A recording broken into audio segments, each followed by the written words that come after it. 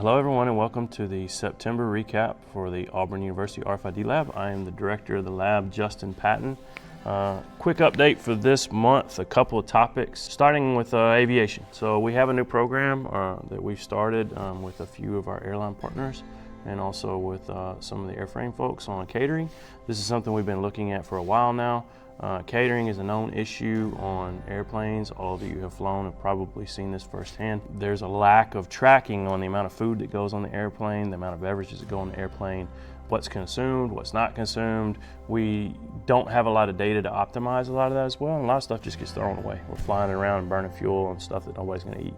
So we're working very closely to try to do a better job of tracking the catering carts and then also the items that are going into it. If you're interested, need more information, please contact us down at the lab. On the aviation side, we're adding a new test rig. This is something we've been kind of circling around as a topic of conversation for about a year, almost 2 years now. The idea is we need an environment where we can simulate the interior of an aircraft cabin for RF performance. So, you've probably seen the seats and things that we have in the lab now. We've done a lot of demos and things on safety compliance and cabin compliance and things like that. What we're trying to do is get the actual RF environment that we would see in an aircraft cabin. So we're building a test rig down there in the lab in the Delta Aviation Sensor ID Bay. This is going to be a cylinder. We don't have the final dimensions on everything yet, but the idea is that we can use that to simulate an RF testing environment inside a cabin. It's not just handheld stuff. We've seen some concepts involving fixed readers for scanning continually the contents of what's going on in the cabin. We see a lot of promise there. So stay tuned, and if you're real interested, let us know, especially if you want some specific testing requirements on that. And hopefully you can see that coming into the lab real soon. It'll be a nice complement to the anechoic chamber and a lot of that static testing we do on the other side of the lab. Dr. Hargrave's been leading a team of students that have been working on buy online, pick up in store for the past few months. He's spoken about this at a few events. We've been doing some kind of informal surveys of retailers in the field where we'll go into their stores and we'll check them out and see how good they are at buy online, pick up in store. You're probably very familiar with buy online, pick up in store. It's one of the most popular growing trends in retail now. Most people think of it as like grocery. You can make your grocery list, pick all your stuff, set your pick list, drive by the store and pick up all your stuff on the way home. They have it ready for you. For grocery, it works pretty well. Outside of grocery, it requires a very high inventory accuracy so we know what's in the store. Grocery stores don't run out of bananas very often because it just goes so fast that we're pretty good at keeping that stuff in stock. But if it's a specific size shirt or a specific electronics item or something like that, sometimes it's a little bit harder to dial that inventory in just right. So a lot of retailers have been driving towards that, and we've been doing some informal surveys of how good retailers are at exposing their store inventory to the customers, and then how good they are at filling those orders. So for example, if I wanted to go down to a local store and buy a new Wi-Fi router, when I look on a website, does it tell me whether it's in stock at the store or not, or do I have to order it to pick up in the store? If I do order it to pick up in the store, and then it tells me I can come get it tomorrow, if I go down there and they don't have it, I'm gonna be really upset. Or if I get an email, an hour before I leave, it says, oh, you know what, never mind, we're canceling this order because we couldn't find it. Or it's gonna be another 5 days because we're shipping it. It's like, I could have ordered it online faster than that. So there's a lot of things that kind of get in the way of a good customer experience with buy online, pick up in store, and we're investigating that. Dr. Hargrave's team has been really good at kind of tracking some of those issues down and then looking at the effective inventory accuracy to improve that customer experience. And then we developed a scorecard. That scorecard is evaluating how good retailers are at buy online, pick up in store, or BOPUS as we call it.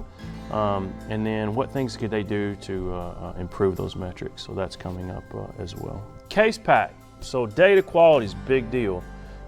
We've been struggling with this issue for 15 years right now. So one of the promises of RFID that we always see or hear people talk about is, I got a box of items, I got an RFID scanner. Can I see what's inside that box without having to open the box and look in it? Whether it's a box of parts that are going on an airplane or a car or items going to a retail store, whatever it is, it's visibility into something that we did not have visibility before and counting it down. That case pack demo, what we've done in the lab is through trial and error, we found pretty much every single way you can screw up a box of items. There's 14 of them, believe it or not. You would think it's just too many, too few, or just right, but it's more complicated than that. What we did is we created each of these cases, and then we've been taking it through scenarios so we can figure out From the data we're getting, how do we detect if there's an issue, or how do we verify if that box is correct? And then if there is an issue, we've been working on corrective action. So how do you fix it? This sounds so trivial, but it's actually a little more complicated than you might think. So for example, if a box is supposed to have 5 items in it and it only has 4, well, duh, you just put another item in the box, right? But let's say that the box has the wrong items in it. So it's supposed to have 5 items. It does have 5 items, but 2 of them are the wrong thing. So, take the 2 out that you don't need, put the 2 in that you do need. What do you do with the 2 you took out? We need some type of corrective action and some type of a logic to follow to make sure that people can correctly do this. So we're working on a lot of that now with the help of RFID visibility in the box. That's been very popular. The logic behind that, we're hoping to release that soon. We've had a team that's been going all over the U.S. doing DC audits for case pack completion, and it's going pretty well. So if you're interested, especially if you're interested in claims reduction or order accuracy or something like that, if you want parts authentication for parts that are coming into your facility from your suppliers, whatever you want, let us know and we can help you work through that. On the home front, Dr. John Zhang, as you all know from the lab, congratulations to him. He has twins that are due in 5 days. So probably by the time you see this, he will already have his babies at home. Also, John has a whole stack of publications. He has several new papers. I won't go into the full titles now because honestly, they're real long and I would butcher them. So he's got several publications. He's got one on blockchain. He's got some continuation on the robot and automation projects, the RF thermometer and things like that. So congratulations, John. And we look forward to seeing you back in the lab soon. We have a publication imminent probably in the next week and a half. It's a position paper from the blockchain team. It's not the full results of the chip project, but it's more of kind of an overview of how blockchain can help the retail supply chain. It's very good, it's very professionally done. So I look forward to seeing that as we push it out as well. So trips and events, we got 2 things upcoming. Journal Live Europe will be in November. We're there every year. I look forward to seeing some of our European friends at that event. And also the West Coast. I have a whole stack of requests for visits to make on the West Coast. It's a little harder for us to get out there sometimes, so we try to extend these trips as many places as we can. So I'll be in LA, probably San Francisco, definitely up in Seattle and Portland area.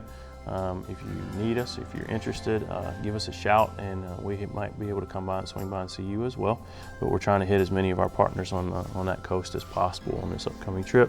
It'll probably be in late October, maybe a little bit sooner, but just let us know if you're interested. All right, so thank you very much everyone, and we will see you next month.